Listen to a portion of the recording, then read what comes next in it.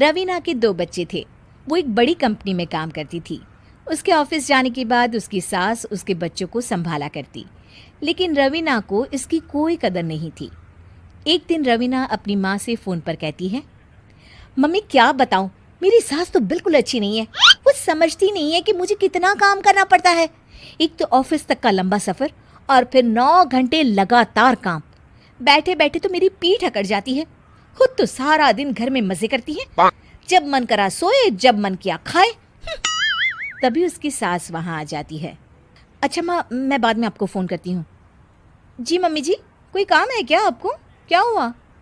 रवीना बहू, सारा दिन तो तू ऑफिस के मजे लेती है, लेकिन यहाँ ये बच्चे मुझे आराम भी नहीं करने देते। मेरी तो तबीयत खराब हो रही है। तो आपको लगता है कि मैं दफ्तर में मौज करती हूँ? आपको क्या समझाऊँ, छोड़िए। माँ, काम करना भी ज़रूरी है। मजबूरी नहीं होती तो मैं खुद ही अपने बच्चों को देख लेती। अब आज तो छुट्टी है ना, आज तो कम से कम घर का काम कर ले। बहू काम शुरू करती है। बच्चे के साथ काम करना उसके लिए असंभव हो जाता है। वो जाकर बच्चा सास को देती है और कहती है, मम्मी जी ज़रा बच्चा तो पकड़ लीजिए, मैं घर का काम कैसे करूं? जैसे मैं करती हूँ रोज बच्चे के साथ। तुझे बताऊं तो तू सोचती है कि कोई बड़ा काम तो है नहीं, बच्चा तो सोता रहता है। अब देख लिया। खैर, बस मैं यही तुझे समझाना चाहती थी। ला, बच्चा मुझे दे और काम कर। बहू मुंह बनाकर वहाँ से चली जाती है। वो मन में सोचती है, बात तो सही है, बच्चे के साथ घर का काम करना असंभव है। वो किसी तरह काम करती है और अगले दिन ऑफिस के लिए निकल जाती है। ऑफिस में उसकी सहेली उससे कहती है, यार तू तो बड़ी लकी है, तुझे तेरी सास खाना बना कर देती है, बच्चे भी देखती है और तुझे किसी बात की चिंता भी नहीं होने देती। अरे क्या लकी, बदले में मैं उन्हें पूरी कमाई जो दे देती हूँ और अपने बच्चे से दूर रहती हूँ वो अलग। हर किसी को ना दूसरे की प्लेट में ज़्यादा घी दिखता है। जा अपना काम कर।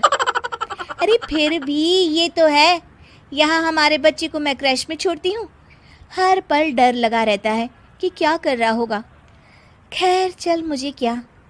बहू घर आती है तो देखती है कि उसकी सास उसके बच्चे को बड़े ही प्यार से खिला रही होती है। वो माँ को देखकर खुश हो जाता है। बहू मन में सोचती है कि बात तो सही है, सासू माँ सारा दिन काम करती है, मैं ऑफिस से आकर भी काम नहीं करती हूँ।